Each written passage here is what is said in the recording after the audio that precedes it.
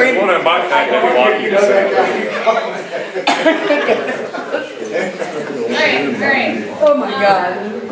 Happy New Year, everybody. Thank you for coming.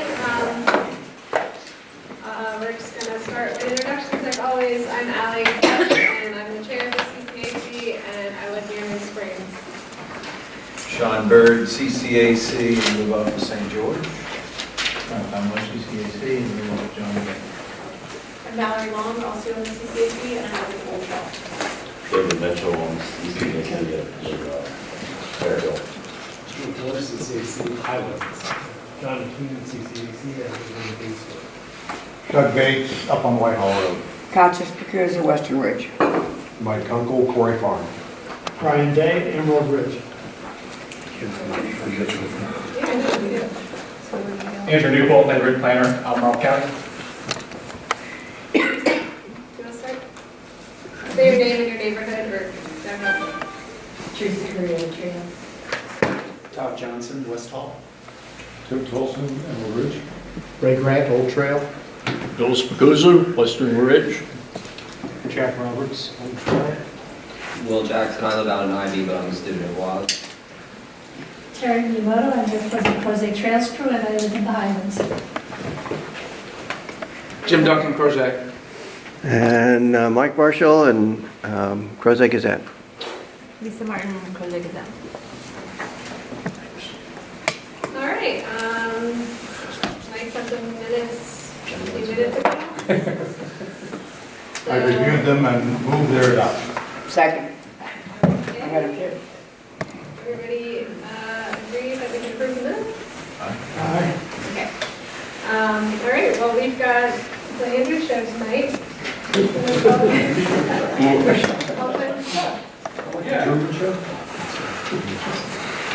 So I've got all sorts of fun handouts and numbers and such for you all tonight. I'm going to pass around 2 handouts for you all. I think we should have plenty for everyone here. I made like 25 copies, so I think that should cover the room. One is this page. It's one of the spreads from the report I'm going to talk about.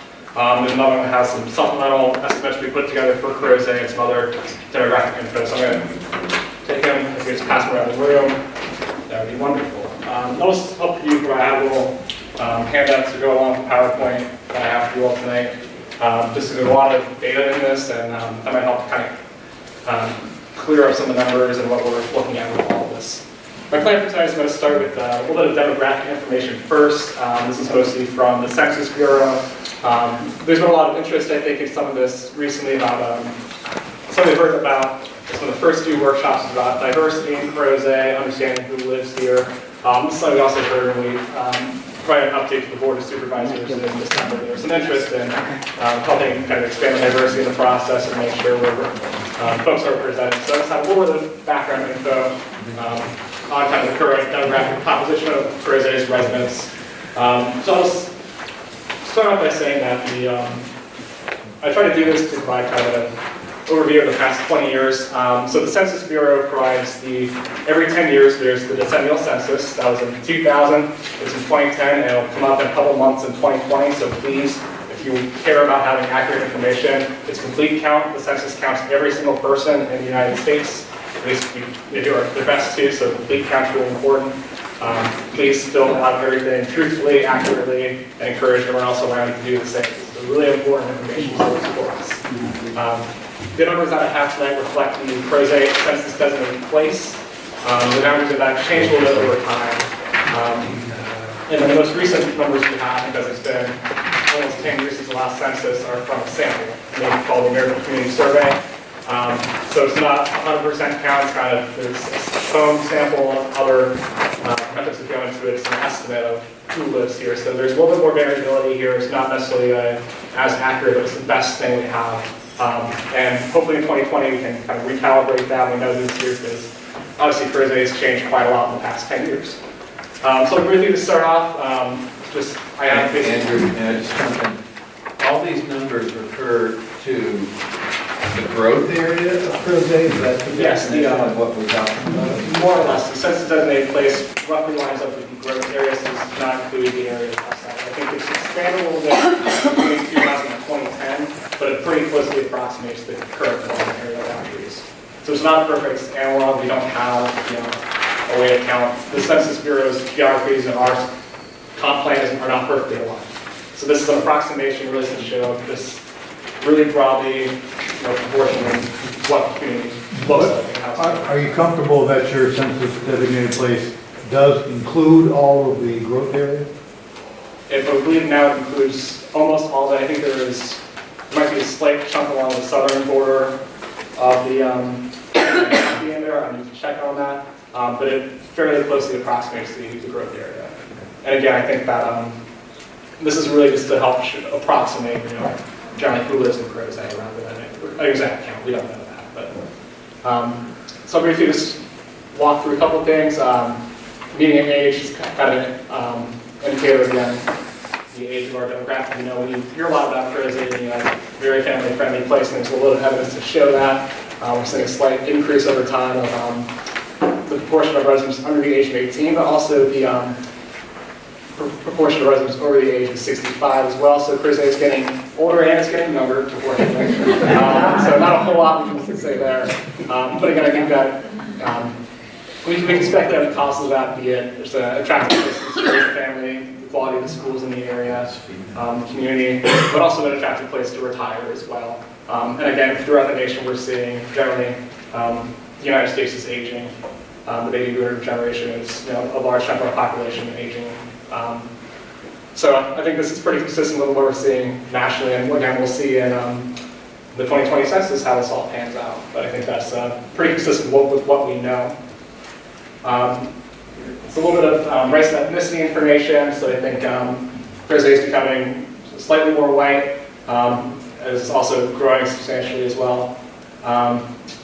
See, you have all these numbers. I won't walk through all of them. Again, I think one caveat is that when we have a sampling size, you can't necessarily tell. This is not a complete count, so just don't speculate on if these numbers are exact. I think for some of these numbers, the margin of error is larger than the actual percentage. So just take that all with a grain of salt. That's not great. It's difficult to Crozet a fairly small census geography compared to a lot of others. So there's the accuracy, at least going to be desired. This is the best we have at this time. It's about who lives here. And then finally, again, housing occupancy characteristics. So we know that Crozet's housing stock is growing. It's becoming renters is becoming a slightly higher proportion of the overall population. There's not a whole lot of multifamily construction that's come online, as we'll talk about the next one. It's still predominantly single-family detached housing types. But again, you start to see more renters in this area. The household size and family size, we'll talk a little bit more with the next, the population capacity side of things. But I thought this was interesting that the household size is shrinking, the family size is remaining mostly the same. Household sizes count, I think, a larger group of people than the family sizes, but I thought that was interesting. It doesn't seem quite consistent with what we know about Crozet. I'll talk about some of the multipliers that we use in just a moment. But again, this is the best information we have. I think we know that renters are increasing. We're confused. What does that mean? Household and family? Yeah. We're going to butcher this, I'm pretty sure. Households counts every sort of independent living situation in the county. So that includes, so for example, I have 4 roommates. We're not really, we're a household. Family includes, what was that? Yeah, relationships are more important than that. So you're related to these people as well. So family size is larger, overall household size is small. So that might indicate that we have potentially a growing number of smaller households in Crozet. So 1 or 2 people move out here, single residents or such. But again, family size is mostly consistent. So I don't know exactly what to make of that. I don't think it really pans out with what we know. It's counterintuitive that renter units went up and average household size went down because renters are more frequently unrelated household members. Yeah. So these are really the only couple of slides I have from the census, just because of we'll talk more about the population side in a moment. But just we'll know more about this in 2020. This is the best we have for right now. Just a little about what Crozet looks like and who's living there more generally. So if there are any other questions about this side, I'll move into the capacity before the population size. Seeing none. So, about that. So I'll provide a little bit of background on this report that we put together. This is a report we put together over the course of last summer. It's an overview of residential development in the county, an analysis of within the county's growth areas, how much remaining developable land is there, what projects are currently underway, ultimately to come up with an estimate of what is the ultimate build out in Albemarle County. When all the land we have designated in the zone becomes developed, how many people can we accommodate within the growth areas and our future growth? So for the background on this, I feel like most of you are probably fairly aware of this, but for the last 50 or so years, Albemarle County has had a growth management policy really focused on channeling new development into designated development areas, make sure that we're planning for a future population, planning to accommodate future growth as it comes. So there are a couple of objectives in our comprehensive plan that call out kind of what the purpose of this analysis. We want to make sure that we're using land that's designated for development efficiently. We don't want to expand our development areas. We don't want to incur the cost of water and sewer and roads and other services into the rural areas. We also want to make sure that we're preserving our rural areas for future generations. Something that's quite important to the county. This report kind of takes care of these two strategies. Make sure we're monitoring what happens in our development areas to understand the rate of development, know what's actually being built on the ground, but also updating what we call a capacity analysis every 2 years. That's checking our supply of land, seeing what we have for the next 20 years to accommodate our expected residential growth, make sure that we are providing adequate housing at all price points, all ranges for the folks that will come here, because with factors such as the quality of life, the quality of the schools in Albemarle County, major employers such as UDA and other businesses within the city of Charlottesville, Rivanna Station up north, there's a lot of growth in Albemarle County that's happening, and we want to make sure that the way it happens is provides great quality of life and is having a way that's distributed equitably throughout the county. Doesn't strategy 4B, when you look at the capacity analysis, basically say, well, we're not going to prematurely expand the development areas, but we're going to look at them every 2 years and probably at some point expand them? Okay. Yeah, I think that's this is our check-in, make sure we're on the right path, see how we're actually doing, how we're using our land. I think that the conversation comes up through master planning and comprehensive planning. You just do these regular check-ins, and we'll see if the time and the need arises, what the necessary steps would be there, or it could be redesignating land for more intensive development, not expanding. Does that every 2 year check-in look at what the comp plan says for densities and what's actually built? We don't have a great handle on what's actually built. The pipeline captures some of that, but we don't have kind of a yield figure. We're hoping to have some we can start to measure yield. That's how you measure your efficiency. Yeah. We'd like to measure that efficiency more effectively, efficiently, but we're not quite there yet. We're hoping to further institutionalize the methods. So with that said, I do want to jump into kind of the components of this model and what we do. This is a countywide look at what's happening overall. So these, we kind of changed our methodology a little bit this year. We had to visualize it for the first time. The blue dots show approved development projects. So for example, out here in Crozet, this large blue dot is Old Trail Village, Rivanna Village out here, Brook Hill, Harmony up here, for example. The size of the lot lines up with potentially the size of development that could happen. So a larger dot means greater number of units could be built. A smaller dot means it's going to be a smaller infill kind of project. The yellow dots show what will be predominantly, based on the zoning and the land use, kind of a single family product that could be built. The purple dots, pink dots show multifamily townhouse, just based on land use and zoning categories, generally where that sort of development will be concentrated. This is a map based on our comprehensive planning scenario. So what comp plan, if every sort of vacant or underdeveloped infill piece of land comes into play, here's where that could potentially happen at the max end of the comp plan. So again, we look at this countywide, we use a countywide methodology, the same multipliers again, just to help provide a little more accuracy in there. So I'll just jump over to Crozet real quick, because I think that's the focus for tonight, is about what is Crozet's current population, where are we now, where have we been, and where are we going in the future with this. So this is on the Crozet summaries page. This is kind of this information up here with the chart. Again, looking back the past 10 years, Crozet has been, development here has been predominantly single-family detached. There's been a decent amount of townhouse construction as well, but almost 60% of the housing stock in Crozet has been built in the last 10 years has been, detached single-family homes. Crozet's been growing quite a bit since 2000. These numbers are from the Census Bureau, the decennial census, the 100% count. Again, there was a slight expansion of the how the census measured between 2000 and 2010, so the growth might not be as large, but I mean, Crozet is growing, and that's something you all know. So with that said, this is probably the thing you all are pretty curious about right now, the topic of interest. Will be, where are we now as far as our population? So for some background, the county does internal population estimates. These are not projections, it's not an idea of where we will be in the future. We don't forecast future growth. But we use a housing unit multiplier method.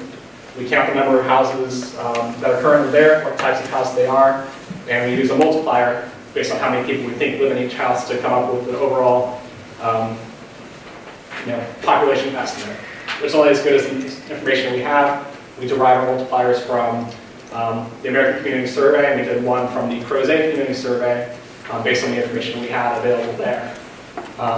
But as of July 1st, 2019, when we did this report, there are an estimated 3,146 dwelling units in Crozet. That's anywhere people live, except for a group quarters, which would be something like a nursing home, a group living facility, or if you're over at UVA, be a dorm, for example. So we have an estimated 231 persons living in these group quarters. We need to try to update that number. That's based on, I think, Mountainside, or English Meadows, whatever it's called now, the Logical Trail, and I think potentially the Meadows senior housing as well, by Piedmont Housing Alliance. So based on those dwelling units, the breakdown we had there, for the community survey, American Community Survey, we have a little more definition in the housing unit types. So there's some slight variation there based on which version we use. We've got a slightly higher result from a slightly older data set, which is kind of surprising to us, but again, I think we won't know for sure for a little while longer. I think the multipliers are listed on the supplemental estimates page below these numbers. But when we looked at the 2017 Crozet Community Survey, there was a question in there about who lives in your household, so we used that information to kind of derive, based on the respondents that said they live within the growth area. We identified the neighborhoods that people said they lived in, used kind of the micro data, if that's the right term for that. To come up with our own multiplier, I think there were at least, there were almost 475 responses within the development area. And so the multiplier we got from that was 2.99 persons per dwelling. So I'm checking my math on that. But I think that's higher than what we've seen in any other multiplier besides a mobile home. There is higher than what we have for the single-family detached, which is the predominant building housing type in Crozet, higher than multifamily. So it provided us with a much higher estimate than what we have. I want to note too that these assume 0% vacancy. We assume every house has someone living in it, and this does include that group quarters population. So I think the takeaway from this is that we won't know until 2020 when the census information comes out. This is our best shot at what we have. This is, I think, trying to quite a range of options here, but I think that the actual number is probably somewhere between this 2011, 2015, and this community survey. It could be higher, but I don't have a way to know. So we'll find out, hopefully after the 2020 census comes out. But I know this is a hot button issue, so I just want to ask real quick if you don't have any questions about these numbers. And I'm throwing a lot of random numbers. You can take these home and digest it, email me questions later. I'm happy to talk about how we come up with all this. Do you know how long after the census, so 2020 is going on, how long after that do you know, or Sean, who's a data collect process that can actually get like. Yeah, when do we get the data? Yeah. I'm not sure what the census is, but I know that they released, I think, the ACS compiles their information in 5-year samples, and I know that the information through 2018 came out, I think, December 18th. So they're probably about a year delay. I don't know the census, what the actual count will be, but I hope we have this sometime in 2021. I'd be surprised. I think census day is in April, the official cutoff for, where did you live on this date? It'll continue for quite a while. And in the current master plan, the assumed total build-out is, population is what? I think the number is, I think there's a language in the master plan that says, I think I'm going to look this up so I don't misquote myself. But I think that there's an estimate in here about here we go, page 54 of the Crozet master plan, population capacity and future rezonings. The Crozet land use plan provides for a long-term population capacity of approximately 18,000. Based on actual growth trends in Crozet, it's estimated that the population of Crozet will be approximately 12,000 in 2030. It could go higher or lower or higher depending on the actual rate of growth. So in theory, the capacity in the master plan is about 18,000. The next slide, I think, tops. So it's basically a doubling of what we have now. Okay. Thanks. Well, I'll continue to move on through the rest of this information about the actual capacity analysis and how that works. So again, we start with our base estimate, our population, how many people live here right now. And next we look at how many people are what projects have been approved. As of July 1st, 2019, from our estimate, about 1,300 dwelling units remain in 16 approved projects. Over 1,000 of those are in 5 rezonings, so I think Old Trail, I think Wickham Pond has a couple left, and others within there. But the lion's share is with it, for example. I'll note that, and these numbers, what we're using is a reduced estimate for Old Trail Village. Old Trail Village is the portion that is south of Ballard Field, kind of that dedicated park area that will become Western Park in the future. So that's what that refers to. It does not include the other neighborhoods north of there that are also part of the HOA. That rezoning was originally approved for a maximum of 2,200 units. We assume the maximum build out for this method, just because we don't know what the minimum will actually be for most projects, but we know the maximum. But based on what we know, the actual final build out of Old Trail will be about 1,200 units. We basically took 1,000 units out of this pipeline, so hopefully it reflects what has been indicated will actually most likely happen in Old Trail. So it's an important caveat there. How many units are currently built in Old Trail of the 1,200? Let's see. I think the number we have is, I think it's somewhere around 400. So it's a lower number than I think people expect because it does not include the older, the Ballard Field sections. It does not include the lodge does not get counted as the housing units because it's a group of orders facility. It's not counted towards staff or density. This is based on what we know, based on certificate of occupancy information. So there might be other projects under construction when the apartments come online, for example, that'll bump that up, over 100 units, for example. So Creekside's not in this either, correct? That's correct, yes, not included. The number count we had as of July 1 was 384 constructed, so I think that still, I think that number is surprising. I think that, so based on what we have, the method we use, which is counting certificates of occupancy, is consistent with how we calculate it throughout the rest of the county. So I think that for this method, that's what we're going with. So that's what's coming. This is based on what's been approved. Does not include projects that are still waiting for their rezoning to be approved. Has a site plan under review that has not been approved yet. This is just what was approved, ready to start moving dirt as of July 1. So the other part we look at is we did 3 different scenarios based on the actual zoning Crozet and the land use designations in the master plan. We looked at parcels that had nothing on it, no improvements on them. So these are vacant lots. They could go and get a building permit and start moving dirt out there, or get their site plan, build a little more on there. We also looked at parcels that could theoretically be infilled, have enough land area to support a couple additional units, or they would potentially be redevelopable. And so we did one scenario for zoning with gross density, which is how our zoning ordinance calculates density.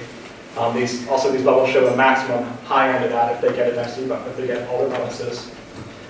We did one that shows net density, which is not how we currently calculate the comp plan, but just more for information to show, again, the impact of environmental features that do not get counted on this. I think we have, I guess there's not an explanation on here, but there is in the rest of the report if you go back and read it. We have detailed explanations of what these scenarios mean.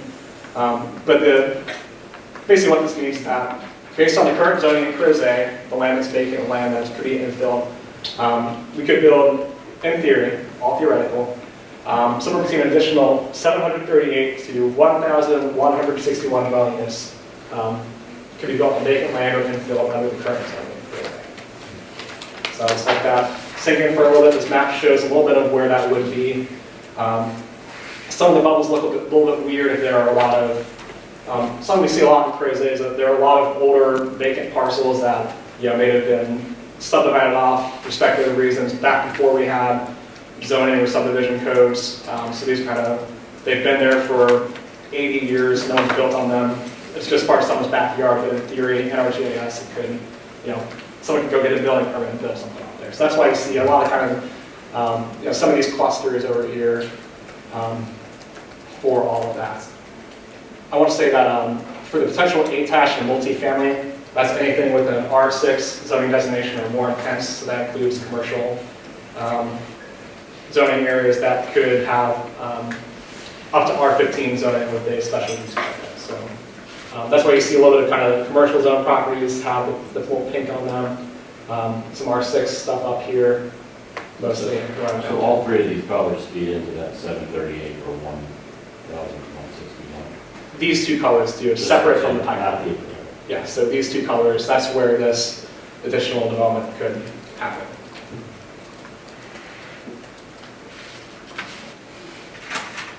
The gross net density distinction, I know it gets floated around a lot. Yeah. Can you just walk us through that, just for a couple minutes, Yes. the impact that that has on, and why, and maybe why people care about that? Yeah, so I'll touch on that briefly.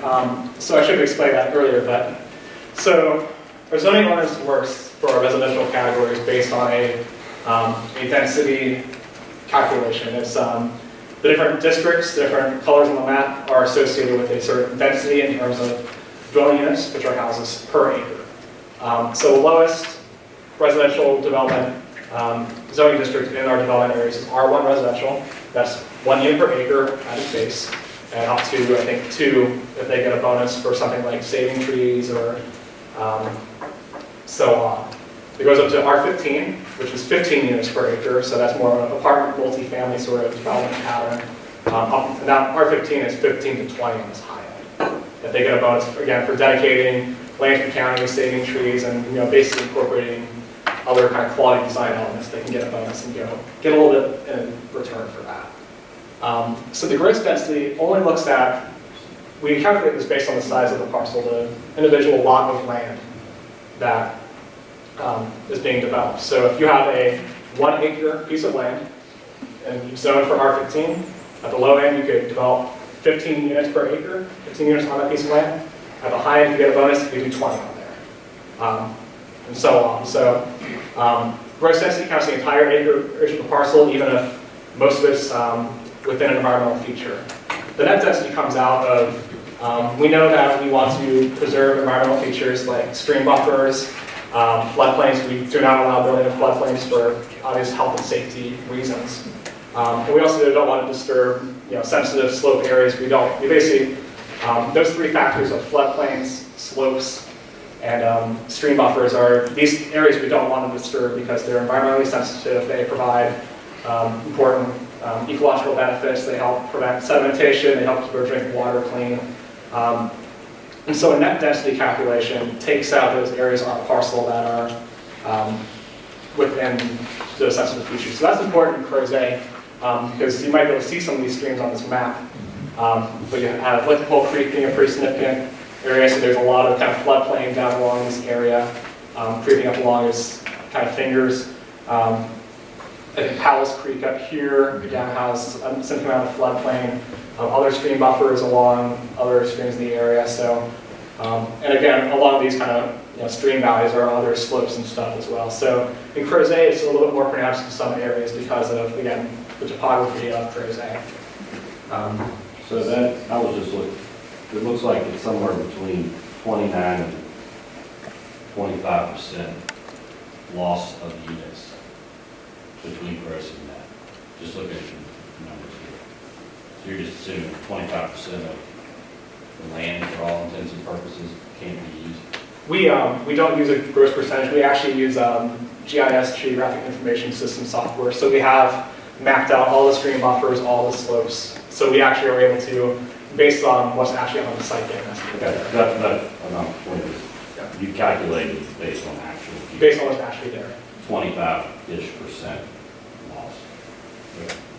From an approval standpoint, if you've got R6, right, so you can put 6 units on 1 acre, but half of your acre is stream buffers, you still technically get approved to put 6 units on. So it actually creates, so the practical effect is you actually end up squeezing more units onto that little 1.5 acre. I'll just tell you from experience that that's not how that happens, because the county has regulations about width of lots, minimum widths of lots, and other design criteria that your map may say you can get 6, but you can't actually physically fit 6. So, I mean, that's where that loss comes from. What's your feel for what ends up? Well, I think I'm happy with the 25%. I think that's accurate. Okay. I think that's not unusual. I think that's, the farther you go, the more difficult the topography is. I mean, frankly, Old Trail's got great topography because it's basically just a flat field and it's easy to work with. It's got a lot of streams, but you get into some of the other parts of the development area that are steeper and more incised and have more streams, you're going to lose a higher percentage. I mean, if they use the GIS system to do this, then probably it's close enough for this conversation. But just remember, Joe, that the view took a whole bunch of undeveloped area and counted it all into allowing them to build. Yeah, you're much more higher likely, density. you're more likely to get the maximum yield in a multifamily development. Obviously, because you Because you can just go up. dense. But I mean, you can go up to compensate. Yeah. But Yeah, I mean, or- development like Fairhill is gonna be spread out, and Well, the view is yeah, gonna or be. Fox Chase, Yeah. or, you know, the other ones like, you do run up against this. something I want to note too is that this you can't build on the high end of the density range. You can't get a bonus if you're in excess of what the comp plan recommends. So we can't approve that density bonus based on that. So that is, we don't have a way to account for that with this method. That's just an extra step that we already tried to automate the heck out of this, so we felt it was a consistent product. We don't have a way to capture that, so it might overestimate a little bit there. But that's just another note there about. But yeah, so our zoning ordinance works on gross densities. The way it was adopted on December 10th, 1980 is the way it works right now. But I think gross is more realistic. Is there any sort of analysis of the delta between current zoning and what's in the comp plan? I didn't do an actual, analysis of that, but I think you can kind of picture that based on these numbers right here. But I think it varies by where you are based on. There's no percentage or multiplier. I didn't check the other Like we're losing deviations. 25% for stream buffers. Yeah. Is there any sort of allowance for rezoning these parcels? We did not actively compare, I think, kind of how the distribution actually worked out. Because there are a lot of areas too where the zoning is below what the comp plan recommends. So an R1 zoning designation is actually below the 3 to 6 neighborhood density that we do the comp plan. But there are a lot of other areas where the density on the zoning is higher than what can be done under the comp plan. So there's, it goes both ways. But this. I think we see you can do more under the zoning up here, for example, than you could do down here, for example. But that's gross versus net. I know that's a sensitive topic, in this community. But the gross density is what's in the ordinance currently, and how one of the scenarios we really look at. And just to be clear, the gold dots are just possibilities. There's nothing on the books that suggests Yeah, absolutely. people are interested in doing that. That's just, somebody's got the capacity to do that. That's so true. The blue dots only reflect what's been approved. So the boards sign off on a rezoning, or they've had a site plan, subdivision plan that's made it all the way through, it's under construction, being developed right now. So all the yellow and pink, purple dots are all theoretical, what could happen. So the purpose of this estimate is to really say, in theory, in 20 years, if this entire community builds out, every piece of land is developed, here's what could happen at that time. Here's what it could look like, here's where people would live. So I guess to touch on that, zoning versus master plan. The master plan uses a net density calculation. We actually show the green systems that we want to preserve on the plan. We don't count those as buildable areas. So in some places, that reduces the actual buildable capacity. There are a lot of spaces. For example, if you want to take a look at this kind of southern edge of the development area along Route 250 right here, you'll see kind of two dots right here. This is I think, mixed-use designated property, and there's some neighborhood density residential right here. The rest of it is all shown as green space on the top plan. If you go back, for example, there's a lot of R1 residential zoning right there on larger lots. So that's kind of just one way, a visual comparison of the two. They don't always line up. And again, I think a lot of this is, for example, the green space shows a lot where that difference is. So again, with the master plan, the number is actually, the master plan number is lower than the zoning for that reason. It takes a lot of the environmental features. It takes out other spaces we want to kind of preserve as buffer landscapes, versus what actually don't zoning ordinance. But up to 1,059 units could be built under the master plan's recommendations currently. So again, you see mostly the multifamily kind of stuff around downtown Crozet. When this was done, the barn lumber site was zoned for heavy industrial use. You can't really build anything there. But with the master plan calling for a downtown designation, that's the largest remaining site in Crozet. Multifamily is the largest site, for example.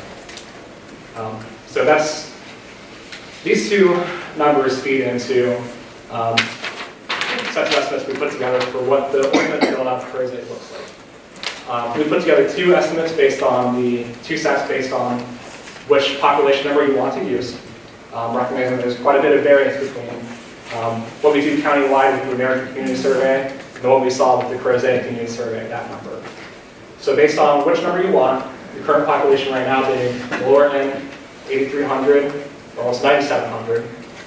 We have this many units in the pipeline that have been approved. Then we have low end, high end, what could happen with the gross density, what kind of comp plan. We multiply this number by, I think for this number, it was a 2.54, it's countywide, all units, that's the average household size, and we got this range. The Crozet survey estimate, we use these numbers multiplied by 2.99, assume that we have the same household size moving into Crozet, and we get a higher number. So this is all based off the same land area, the same number of housing units that we used to come up with this estimate, but a bit of variability based on the zoning ordinance, this comp plan, and which numbers you want to use. So the comp plan, depending on which way, comp plan and master plan, for both of our estimates comes out to somewhere between just under 13,000 to about 14,000 under the current master plan, the land that's left, and that number. We use the 2.99 larger household size from the current Crozet survey. We get somewhere between about 1,500 and about a little under 15,000 and 17,000. So I think the number we mentioned from the master plan says that it allows for around long-term build out of about 18,000. Assuming all the land development area is developed. Didn't we, I missed this, I was under the impression net density is actually a more realistic number, not correct?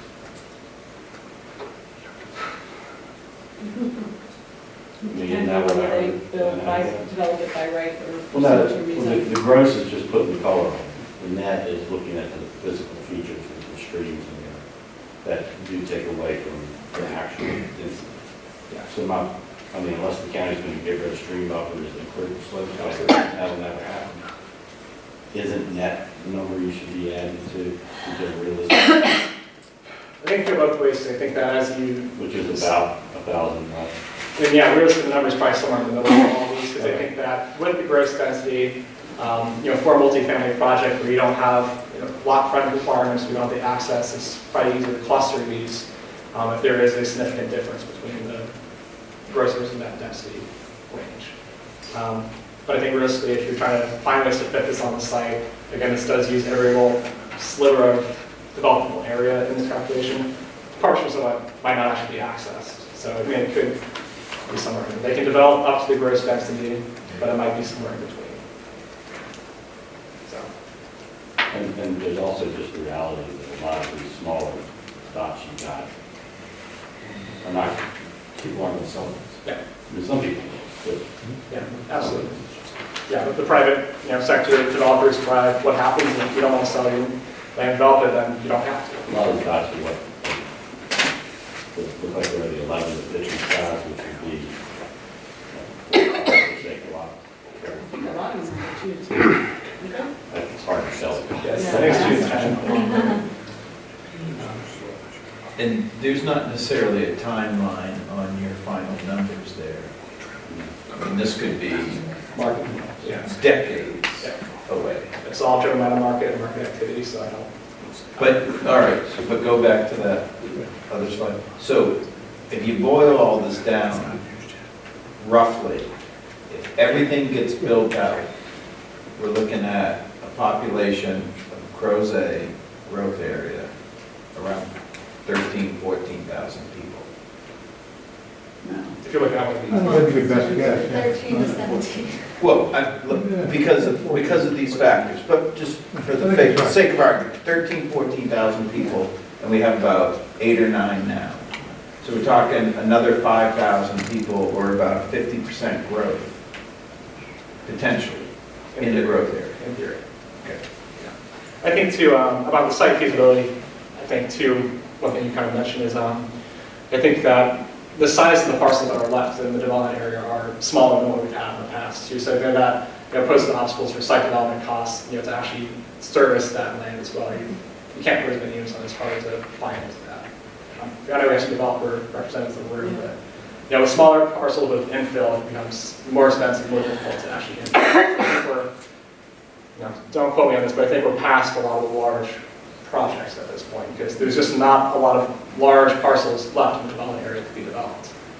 There's a lot of kind of these smaller ones that could be assembled over time if there's an owner that wants to sell. I feel like I know this generally what this answer is, but I mean, Old Trail is a perfect example. It was planned for 22,000, 2,200. It's going to be 1,200. How many of those other large purple dots didn't max out per the complement? I mean, there were things that were being built at current zoning that could have been more. The whole crossing is for example, And that just goes back to our, the horses out the barn when it comes to a lot of the larger chunks of land that would go to a rezoning. The rest of them are probably going to be done by right, which is, net zoning, I'm going to call that, which is the numbers that you've used, obviously. And do you have any population estimates for the perimeter of the growth area that everyone almost by definition would call Crozet as well? The census tracts that touch these tracts, that's what we use for the 2017 survey. Right. But I mean, do we have a sense of, if you sort of include all those that everyone would sort of generally define as you live in Crozet, what's that number? We don't have that. We just looked at what was inside the designated development area. But yeah, you could find that out using kind of the census tract information that kind of captured. But yeah, we don't have I think the northern part of Laurel Hills, we don't have, Emerald Ridge and other areas that are adjacent to Crozet, generally identified in this community. For the purpose of this analysis and the county's growth management policy, we work with them. Because when you talk in schools and services and traffic, Yeah. I'm wondering, is Yeah, this, everybody from is this Western- number double? Is it another 50%? Even Fox Chase isn't in the growth area, and it's right there on the map, and it's not in the growth area, so it's not in these numbers. Basically walking. So let's not call Crozet a community of 8,500, it's probably a community of 15. already, of what, Of 15,000? almost double? Yeah, almost double. What is the library? If you go all around, because you've got places like Fox Chase, the new development that's further down 240 before you get to the 240, 250 split, that's on 250 that's coming in. None of the things. That's 13,000. But there's those little dots of those all around Crozet. Like I said, the other half of Laurel Hills is into this. The stuff out on. What about the other side of 250? On the western Albemarle side, there's a whole new development that says houses 700,000 and up. Is that not Crozet also? Go down Crozet Avenue and turn left, and right there on your right. Across from. Yeah, So, yeah. so my worry is to some degree, you can be deceived. You are deceived. As accurate as these numbers are, and it's great work, and it really tells us a lot about the growth areas, what we all consider Crozet, and those who are using all the infrastructure of the town, you gotta add on to these numbers significantly to really understand the scope of the challenges in front of us. Yeah, the infrastructure questions and traffic questions, they can't rely on these numbers, you're right. So, Doesn't the library use something like 22,000 when they planned Yeah, it? when we built the library, it was 25,000 was the service catchment area, which is drop a pin on the library, go 6 miles out. It was 25,000 people in 2010 or whatever it was. so It was 25,000 If you're 6 in miles out from 2010. here, in a circle. So to respond, I think, to some of the concerns we've heard about, what actually happens outside the development area, I want to remind the group that the way we plan inside these designated areas. We assume that these areas will accommodate most of the growth that happens. In 1980, we essentially froze the rural areas in time, assigned 5 development rights to each parcel for last 100 years. And so we basically assume that the growth within the rural area will be more or less beneficial. But I mean, there's some areas on the southern side of Crozet that have, R1 zoning or outside the development area. There's some areas north of here. But we assume that for the most part, the growth will happen within the development area. If I remember correctly, up until the recession, the rural areas were growing at about 30% a year of what the growth areas were going. So it wasn't like it was, there wasn't any growth going on in the rural areas. There certainly was. We've got a graph in the report too. I think that what we're seeing is that the current trend about overall single-family development countywide is that it's happening actually more and more within the development areas. The trend's kind of shifted where in the past it's been, rural areas a large part of the county's new housing stock. We're seeing increasing proportion happening within the development areas. So I think that.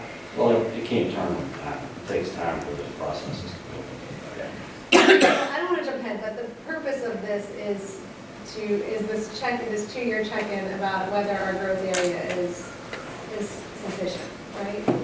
As far as we have enough space still to meet growth demand or whatever it is. Yeah, we look at it countywide based on, so we aggregate everything that happens within the county based on what Will and Cooper says will happen in 2040. We use their projections, we break it down and say that if the development areas capture all the growth that happens, we have enough land area. So I'm going to jump ahead and assume that this data is showing that our development area is big enough, that we don't need to expand. I think we can take one. I think there's some questions about how we allocate it, again, disconnect between the master plan and zoning. Yeah. That's a question about how we want to handle those discrepancies and how we create consistency with our master plan. But I don't think we have, preordained outcome now. The county's not saying we need to expand further. It'll be interesting to see what the first growth area is to say supersize me. Supersize. To Sean's issue though here, so we go into transportation the next month or the month afterwards. We talk about transportation and services. and you have these numbers right here available, and we talk about the larger number of those that use our services, will the county, is there gonna be a formula? Do you say 1.2 times that number is what we use to gauge, traffic and the services that are gonna be required, and infrastructure that's gonna be required inside of Crozet to support that area outside? Because clearly these numbers aren't gonna be accurate to address the services you're talking about. And maybe that's a conversation for the next, when we get to that specific I mean, how topic. many times do you get asked, well, how big is Crozet? How many people live in Crozet, right? We get probably all asked by visitors all the time. What People number call do you me tell in them? Crozet 'cause Do you I tell know all the them, time. do you tell them 9,000? Or do you tell them 18,000? Or 25,000. Specific. I say 8 to 9,000 within the grade. But then that conversation about that. Right, they're gonna look at you like, what? But if everyone in the county, if everyone in the county is running around with the number 9,000 in their head, it's not a real reflection of the reality that we're all facing every day. Correct. Not for infrastructure anyway. So I'll note that with the, I think issues like traffic modeling, for example, the Charlottesville Albemarle Metropolitan Planning Organization, the MPO, which does regional, transportation analysis, they take care of long-range forecasting as well. So they includes rural areas around Crozet, includes the development area. I think that they projected out 20 years based on other trends regionally that they see. So UVA is growing, Ravenna Station is growing. We're going to have increased employment in this area. There will probably be a slight rise in the population overall because people will continue to still build houses out in the rural areas. There'll be a couple subdivisions a year that come out, but ultimately it's not a huge chunk of the growth. It'll mostly happen within the transportation zones within the development area. And so they do account for that. They do account for some growth in the rural areas over time with their long-term modeling. We are also doing a traffic study as part of the Crozet Master Plan update. We actually got the scope of work for that yesterday from our consultant team, or Monday. So we are looking at, they will count what could happen within Crozet and then what they expect to happen in the next 20 years and kind of the external forces as well. So we are accounting for that. But again, when we talk about planning for schools and other infrastructure, we are looking mostly at what happens within development areas. We provide services within development area as a rule. And that's where we expect the growth to occur, and we have, for the most part, the zoning in place to support the vast majority of the growth within development area. Yeah, I think as we talk about how we measure Crozet, I think as we look at 3 estimates we have for population, depends how we slice it and which ones we choose to use, but we won't know for sure for all that. So that, when you think about, we just talked about Brownsville and Crozet elementary schools. What percentage of those schools are outside of that growth area? I know Crozet Elementary stretches up to Boonesville, almost Greene County. I think it's a catchment area for So when we talk about capacity there, those numbers that talk about projected growth, are those numbers coming from the numbers that you're using here, or are they using a different set of numbers to gauge how many are going to be in that The school? school system looks at their entire footprint. So it's not using the same. It'll be part of this, but it won't be Of all. course. Yeah, without getting into a whole discussion about how schools does their methodology, I think, so we do participate with them, we sit down with them and let them know what's happening in the pipeline, but their methodology focuses on, they use a cohort survival method, which says, typically this percentage of kids advance from 1st grade to 2nd grade every year in this school. They do that based on 3, 5, and 10-year trends. They also look at birth rate information too. It kind of messes up when people move in, people move out. I think that's from birth certificate records where they're living at that time, so it's not perfect. But we do use this information about housing starts, what development projects have been approved to help them pick the right scenario. So they have like a table of 9 different forecasts, and they do look at this. So with the rural area school, like Frostwood, for example, which is their entire districts outside of Belmont area, we mostly stick with the long-term trends because we're not expecting anything crazy there. With Brownsville and Crozet, high-growth schools, it gets a little trickier. I think we usually opt for a shorter trend line just to reflect more activity in the recent term. This is a good data for residential. Do you have any data for commercial and institutional uses? In Yep. terms of whether there's enough space and opportunities for those types of uses based on the future expectations or demand? We did set up a model to be able to do that. Again, it's a GIS model that we can run. We did not really have an opportunity to vet the assumptions for what that would be. We did kind of come up with a couple drafts about, on a, commercial office site, we could expect, this many square feet of office space per acre. And we did a kind of quick test on that, but we didn't have a chance to look at this. We did not conduct this as part of this analysis. But that'll be part of our later analysis at some point as part of the master plan. Don't know if we'll have a chance to do that, but I think we would look at what, in theory, could happen. And again, it's a difficult one because it's kind of site-specific. There's not a number or a comp, zoning ordinance that we use with the comp plan. But I know that with the market study that's underway, we'll have an idea of kind of what could be supported in Crozet as far as the downtown area, commercial retail uses. And I think that there was an estimate with the downtown Crozet rezoning about the theoretical maximum commercial square footage that could be built. So I don't know if we'll be updating that analysis with this, but there is some understanding of what's there, what could be there. I think you also have to realize that Crozet is all of 4 square miles, so the expectations, I think, on the commercial side are sometimes out of proportion to what the reality can really be. It's just- What do you mean by that? What I mean by is that there's only 4 square miles, there's only so much commercial. I mean, the only thing that we really have left is that where Acme Visible is, as far as any large amount of land is going to be available for commercial. And just, and then downtown, and that's just, And yeah, and that's kind of my concern, is we have a lot of needs for institutional uses in schools, churches, nonprofit space, plus all the types of uses that the surveys tell us people want. I think if it came down to whether we should expand the growth area for those or not, that would lose. And so we do have, I think, a couple of questions lined up for our upcoming workshop on Monday about some of the feedback we did hear about.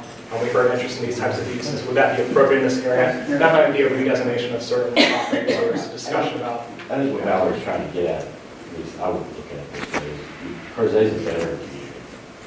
And frankly, there's a lot of bad things associated with being a veteran community. You have to, everybody, most of the people who work leave every day and that's going to matter. And so you're stretching your transportation system where it maybe doesn't need to be stretched. Some people didn't have to drive all the way to Charleston or maybe across the mountain, which I doubt. I think everybody who drives on 250 and 64 knows which way the traffic goes in the morning. And I mean, if there's an opportunity to have some type of business hub or a company that comes in and wants to employ people, one, people who live here can actually work here. That's always a great thing to hear people say. It's hard to implement. And secondly, businesses pay more in taxes than they receive in services. I mean, they are a net positive to a community, not a net negative when it comes to the budget. So we should, when the opportunity arises, plan for that and advocate for that. I remember back long ago when the university started, one of the university research park up on 29 North, and those areas, and Simon Sloan was the same, that what you're just saying about when it came down to it, that 80% of the employees that they employed came from outside, only 20% came from within the area around it. It just never seems to work out the way you want. I mean, I know what you're saying. What about the 80% that's driving here? Now, done. I still don't get what you guys are getting at though, as far as the. I don't understand what the pushback like is. what, yeah, but I don't What's your understand, like, why is it why are bad? you so like, oh, it's really not that many units, oh, it's really not, like, are you trying to expand the growth area? Is that your, is that what you're Well, getting at though? You want to expand the growth area? I think it's absolutely fair to say that the densities that were envisioned when the comp plan was put forward have not been achieved. Well, that's what. Yeah, I mean, who cares? Well, that's The what. point is to protect the rural areas and to concentrate growth around areas that have transportation and infrastructure and all. That's the whole point of the plan. Right, And right. we have not done We also a haven't good done job any of the of infrastructure that we need. And you know what, that's a completely separate object, but we have to go down. This community, the western part of this county pays more in taxes than it gets in services. Your money goes from here to there every day. And the reason that you don't get enough services is because there is one supervisor against 4. Every other supervisor, 5, sorry, every other supervisor has multiple jurisdictions, has rural areas, touches multiple growth areas and multiple areas. So they can get together and they can spend the money in those areas. And unfortunately, we're out here on an island. And, I mean, you want to know why you don't get your fair share? One, they figure you can deal with it on your own when you're out there, but you've only got one supervisor advocating for you. And that's not Dan's fault, that's just the fact of the way the lines are. The rural areas exist for one reason, because of the land use subsidy. The land use subsidy ever disappeared. They would go the way to Dodoberg, and they would be built out. Yeah, that's right. That's exactly And right. who pays, and there who are pays, more people who pays, in the community. who pays for the land use that would subsidy? rather that. Let's have a civilized discussion. I understand. You're absolutely correct, but unfortunately for you, that's not how the politics was and is set up. There are people, and there are enough people in here who want to protect the rural areas. I Subsidy is part of that. don't get me wrong, I fully support the land use program, except for the fact I don't think we should have to pay when there are no development rights at stake. In other words, I shouldn't have to pay for somebody's rural lifestyle. I don't mind paying for rural protection. And I think they're two different things. So if you have no development rights to exercise and you're getting land use, a substantial tax rate, I don't think I should have to pay for it. That would be fine, and the way for that person to, I would encourage them to put their land into easements, conservation easements. I sit on the board for the Albemarle County Conservation Easement, and we actively look for people to bring us easements. I mean, the tax issues are great, and they do actually get a reduction in their value because they put restrictions on the property. That's an active way. They voluntarily give it up, and it's not the land use. They're actually taxed the value that they've given away. And on your other point, I do agree with you on the other point as far as the politics and that, but the county, it seems to me, is doing themselves a disservice. If what they're saying is that, and they say it all in their comprehensive plan, is to make the growth areas attractive and all the rest of that, and then they fail to add the infrastructure that is needed and is based on the growth. I would tell you, they failed to add it here. I mean, I would say, if you listen to what happened up on Rio Road, or I forget, Dunlora up there, and those people complaining about the infrastructure they didn't get, and they had to cut back on the development. So I'm just saying, all that I'm saying, but it's the same thing as everybody, all the growth areas that I know are complaining about the same thing. And it goes back, I'm just saying that we got 4 square miles, and that 4 square miles is not going to be the be-all, end-all that everybody wants. And it's just... Well, and my point is, I think it's just helpful for us to look at those needs just like we're looking at the needs for residential growth, and just make sure we're factoring it in. And I agree with where they exist. I'm just saying, I don't think we should, in detail, just like we have looked at the growth, residential growth in detail. Just so we know, we're sure that we have looked at it carefully and we know what we have and what the demands are. I've been to all the meetings so far in the community meetings. Everyone keeps saying we want tech jobs, we want small businesses, we want more businesses here and restaurants and services, and that would be great in some respects, but the reality is there's a lot of those institutional uses and offices and employers who don't have anywhere to go and want to be here serving the Crozet community, but there's such a scarce. How many acres are there in the, and I don't know this, how many acres are comprised of Acme Visible, that whole parcel of property? A lot. But it's not usable. No, and it never is going to be in my lifetime, I'm telling you. Not anytime soon. No time soon. So to take a step back, I think, just to try to be mindful of time right now. Yeah. So that we're a little over what we can plan. I think there's been a lot of good discussion. I know we are working with economic development on coming up with these questions, how we frame this, make sure they are an active part of this. It might take some help to, again, support the services and commercial we want in our downtown, as we're aware of, to get the kind of development we want. So we are looking at this, what currently exists, the feasibility of those, and with economic development as well. So I'm not going to get into a debate about fiscal policy tonight, but I think that what we've talked about tonight highlights a lot of the nuance and the challenges of this topic, and this is the reason why we're kind of breaking this discussion to separate workshops. So I think we've discussed this. Again, if you have questions about this, I'm happy to answer them, via email or phone, or meet with you if I need to. But you got the handouts and post them online. I encourage you to reach out after. If you want to swivel to master plan update, what's coming next, just so we can get us out. But I think it's been a helpful discussion. It's good to know you all's feedback. You are important stakeholders in this process. Just real quick, go to my email, pull up this poster that shows some of the stuff a little more easily. We have our next workshop coming up on this upcoming Monday evening from 6:30 at Western Albemarle High School. I'll just briefly kind of walk through the upcoming dates. This first workshop on Monday, we'll talk about, again, these commercial centers. Sorry, I'm trying to get it within you. Just for an overview of upcoming dates, we've been really trying to finalize these the past couple of weeks. It's been a little tricky with the break and just knowing how staffing will turn out in the next couple of months. The next workshop is Monday evening. I think you all should have gotten an email about that. We sent out an email, I think, last week. There's a Facebook event as well. This is really focused on the commercial centers, the industrial areas, what do we do with them? So specifically, we're looking at downtown. We're looking at the actively visible 3-notch road corridor where you have the industrial sites currently, and what do we do with these?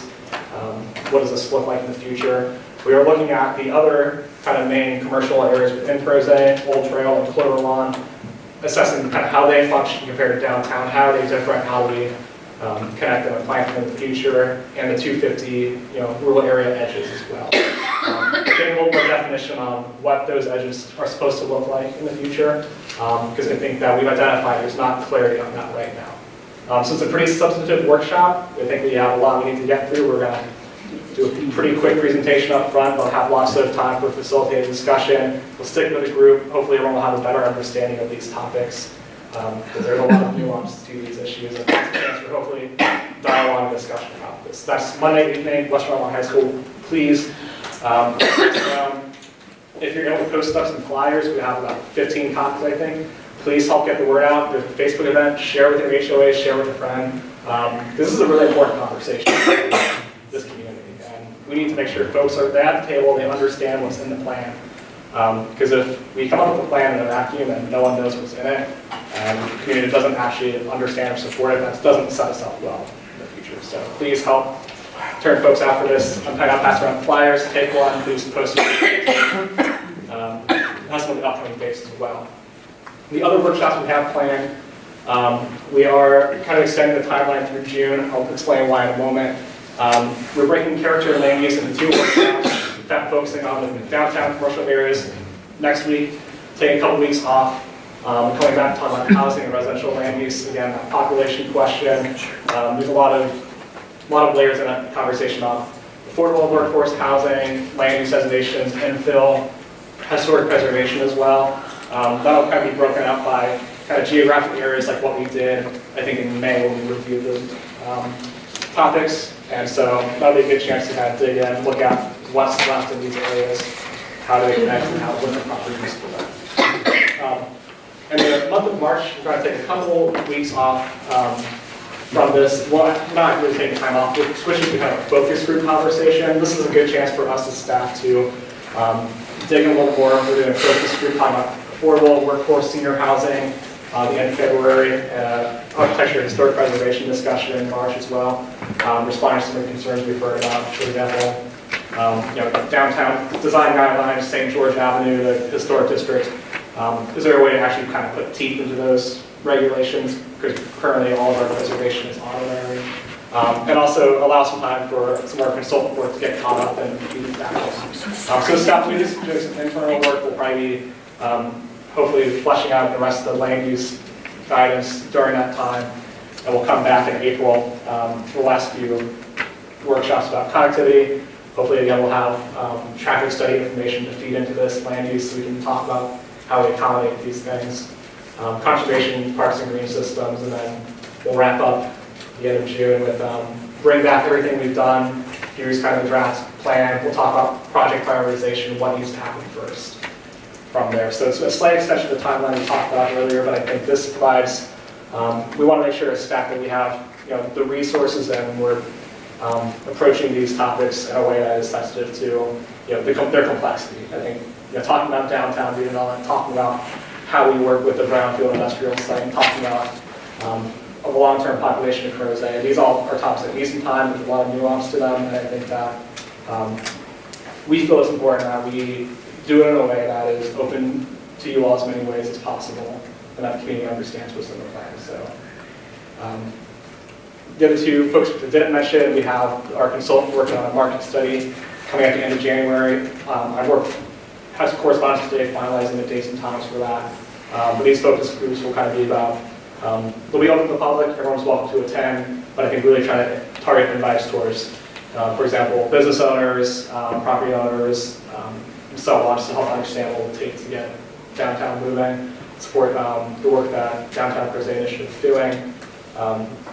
And so we're still trying to flesh these out at times, but stay tuned for all of that. So that's what's coming up. I think that's the rest of the really intense public input category. From there, we'll move on to the different. We'll continue to flesh out the master plan, bring it back to you all for review throughout the summer. Work sessions with the Planning Commission and board. But this is another push to get the public input, make sure the community understands what's in this plan, and help find solutions to some of the issues we know are currently in this plan. So with that said, do you all have any questions or comments? And I watched the presentation you made before the Board of Supervisors. And I have to take umbrage when two of the members of the board discussed their discomfort in the lack of diversity in the school system out here in Western Albemarle. And again, I think this goes back I thought that was to a cheap shot too. what the master plan is supposed to do and what it's responsible for. And I didn't think it was fair. And then they used one of the one of the questions that you had asked in one of the workshops, and they, seemed to impugn that the community was not interested, in diversity. And yet, when we did the survey with Sean and the community, when it came to affordable housing, over 60% of the community thought that it was very important to incorporate affordable housing. And the community has always been consistent in 15% affordable housing included during the rezonings. So I would hope in the future, if that's the thing, that, again, there's only so much a community can be responsible for. Okay, Tom, just to follow up on that, I thought the real point that both supervisors missed was that connectivity between neighborhoods could enhance diversity and cultural understanding. And that this is what we were asking for. We were asking the roads to connect to each other and trails to connect to each other. And they didn't really want to talk about that. They wanted to talk about other things. They also left out the support of the community for Freetown when they had all that problem over there with the development on 2. Yeah, sure. To support the community run. I just thought it was, I'm just, again, it goes back to what is supposed to be the responsibility of a community under the master plan. That's all I have to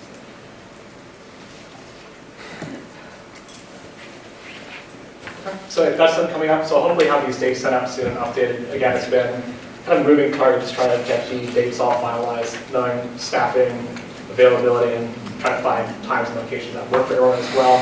A little tricky because the first half of the month is board, planning commission all the time, and the second half of the month for us is other CACs all the time. So the dates we found, but I'm hopeful that we'll still have this thing mostly wrapped up by the end of the year and keep moving forward. But this is the last push for the community engagement. The meetings where you see a dozen staff out here, small groups, dot voting, etc.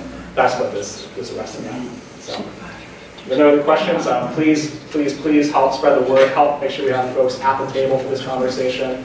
And from there, we'll get the rest of this master plan. Thank you. Thank you. It's not over yet. We're in the same car. I don't have any items not on the agenda or announcements, so. Maybe this. I didn't. I just wanted to announce that the Crozet Community Association meeting is tomorrow night at 7:30 at the Field School. And 2 members of the Claudius Crozet Blue Ridge Tunnel Foundation will be there to present on the Blue Ridge Tunnel and its impending opening. So if you would like to hear about that, come. 7:30 you said? 7:30 at the Field School. Oh, perfect. Tomorrow night. What else is on your agenda? Officer elections. Congratulations, Deb. I'm trying not to reveal that because that would drive people away and I want people to come to hear about the tunnel, so. So, Andrew, was there a decision about Board of Supervisors meeting changing? Are we still going to meet on the second Wednesday? Yeah, they're gonna stay with the one person for. Okay, so anyway, our next meeting should be pretty big because we're gonna have 2 community meetings. So, everybody can come. And I'll see you all on Monday. Monday night, 6:30. 6:30. Yes. What's the number? Meeting adjourned? I asked. I still want to know what a bamboo house is, or whatever that thing's called. Where Orchard meets. They will. How do you all know all these things? Fabulous. What a Chinese restaurant.